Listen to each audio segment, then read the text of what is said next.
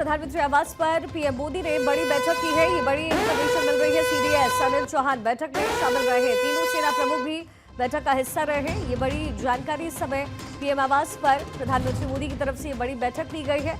CDS Anil Chauhan की मौजूदगी इसमें और तीनों सेना प्रमुख भी बैठक में शामिल हुए हैं। ये इंफॉर्मेशन इस समय मिल रही है। तीनों सेना प्रमुखों की मौजूदगी तकरीबन 1 घंटे प्रधानमंत्री मोदी के आवास पर ये मीटिंग चली है।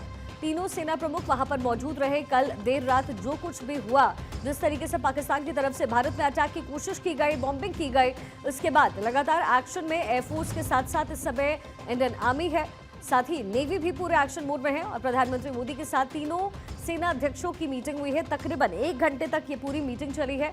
पाकिस्तान तनाव को देखते हुए ये जो मीटिंग है वो लिया गया है। साथ ही जो सुरक्षा है वो बढ़ा दी गई है।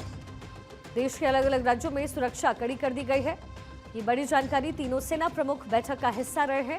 तकरीबन 1 घंटे तक ये पूरी मीटिंग प्रधानमंत्री के आवास पर ही चली है। प्रधानमंत्री मोदी की तरफ से ये बड़ी बैठक ली गई है। तीनों सेना अध्यक्षों की मौजूदगी रही, सीडीएस की मौजूदगी रही है।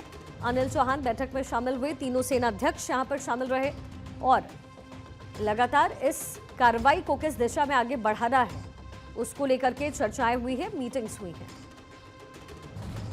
पीएम आवास की ये तस्वीर हम आपको दिखा रहे हैं, जहां पर जो तीनों सेना अध्यक्ष है वो पहुंचे। सीडीएस अनिल चौहान की मौजूदगी रही और तकरीबन 1 घंटे तक ये मीटिंग चली। इससे पहले मिनिस्ट्री ऑफ एक्सटर्नल अफेयर्स यानी विदेश मंत्रालय और साथ ही सेना की तरफ से ब्रीफिंग भी, प्रेस कॉन्फ्रेंस हुआ और उसमें उन्होंने जानकारी साझा की कि कल देर रात क्या कुछ हुआ, परसों भी किस तरीके की हलचल रही और भारत ने कैसे खुद को प्रोटेक्ट किया है और जवाबी कार्रवाई में क्या कुछ किया गया, इसकी इंफॉर्मेशन दी गई। ये प्रधानमंत्री आवास की तस्वीर है। 1 घंटे तक यहां मीटिंग चली। तीनों सेना अध्यक्ष यहां से अब निकल चुके हैं।